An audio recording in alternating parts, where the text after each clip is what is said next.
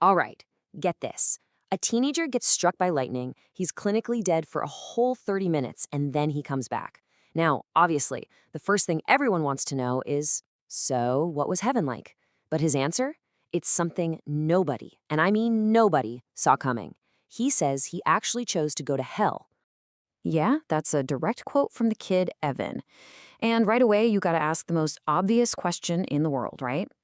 I mean, why would you do that? He wasn't some kind of daredevil just looking for a story to tell. According to the source material, Evan's reason was, well, it was kind of noble, actually. He told his friends, I wanted a chance to talk to the people trapped in hell. He wanted to figure out what was going on and see if he could maybe help them. Okay, so let's dive into what he found, because the very first thing he describes just completely torches our whole idea of what the underworld is. Seriously, forget all the fire and brimstone stuff you've seen in movies. So, on the one hand, you've got the classic myth we all know, but what Evan saw was completely different. He said the place itself was actually beautiful, like a paradise. The hell part wasn't the landscape, it was these little pockets of self contained misery scattered around. He described it as being like an endless Hollywood filled with individual movie sets. And those movie sets, the story calls them fantasy cubes. Now, for Evan, he could literally just stick his head through their shimmering walls and look around.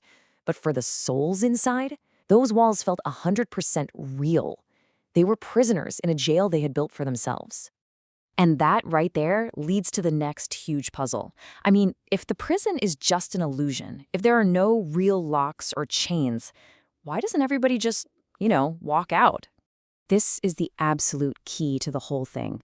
The prison wasn't physical at all. It was all in their heads. Evan said he would literally stick his head into their world, like some weird talking trophy on the wall, and tell them, hey, you're free, you can leave. But most of them just ignored him. They were that convinced by their own story. So why would they stay? Well, the story basically describes it as an addiction.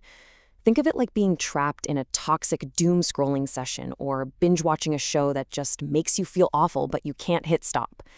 They're hooked on the drama, they can't see past their own little bubble, and in a really messed up way, this prison they built has become their comfort zone. And, if you think that's dark, it gets so much worse. Evan asked an angel he was with, what happens when a soul just completely burns out all their energy inside these cubes? The angel just pointed to a chair. A soul had become a piece of furniture. Still totally aware, still feeling everything going on around them, but completely unable to move. They believed they were a worthless chair. And so they were. Now, you'd think that if a soul somehow managed to break out of their cube, they'd be home free. But nope, there's another layer to this whole trap. The second a soul wanders out, they get approached by these shady characters. They're called interpreters, and their whole job, their entire mission, is to catch these souls in that little moment of freedom between cubes and distract them. They're there to make sure they never ever find a real way out, preventing them from even thinking about other afterlife choices. I mean, look at this slide. It breaks down their whole playbook, and it's pretty much a high-pressure sales pitch from hell. They find an escapee, they offer them some new shiny fantasy, convince them to just give it a try, and bam, they're sealed in a brand new cube. One of Evan's friends put it perfectly. It's like a drug dealer offering a new high, or that little voice that tells you to watch just one more violent clip. So this is the point where Evan decides he's seen enough. He's going to stage a huge rescue mission to free everybody all at once. But what happens next? It reveals the most chilling truth of his whole trip. So Evan gets an army of angels together. They march through this whole realm, and they are just shattering these fantasy cubes with swords and bolts of lightning, setting everyone free. It's this huge, epic moment of liberation. You'd think they'd be cheering, right? But check out how the souls actually responded. Were they grateful? No way.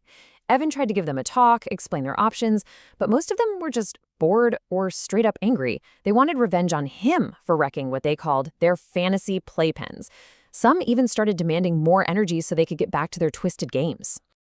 I mean, this quote from the souls just says it all. They didn't see Evan and the angels as rescuers. They saw them as oppressive outsiders. They actually preferred their prison because it was a reality they were in charge of, no matter how miserable it was. So defeated, Evan and the angels fly away while this wall of sacred fire comes and just consumes all the leftover cubes. The story describes all this screaming and gnashing of teeth as these illusions are just burned away for good. But here it is, the final gut punch of a twist.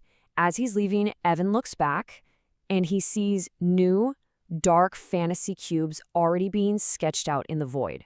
Hell was already being rebuilt almost instantly. So, who was rebuilding it?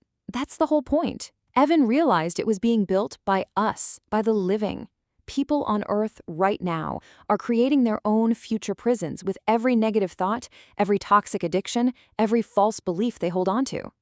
In this version of the story, hell isn't a place you're sent to punish you.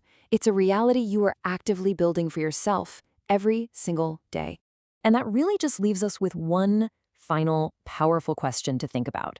Look, this is just one person's story, right? A wild, fascinating trip. But if you take the metaphor seriously, if our thoughts and our choices today are literally the blueprints for our future, what kind of world are you building?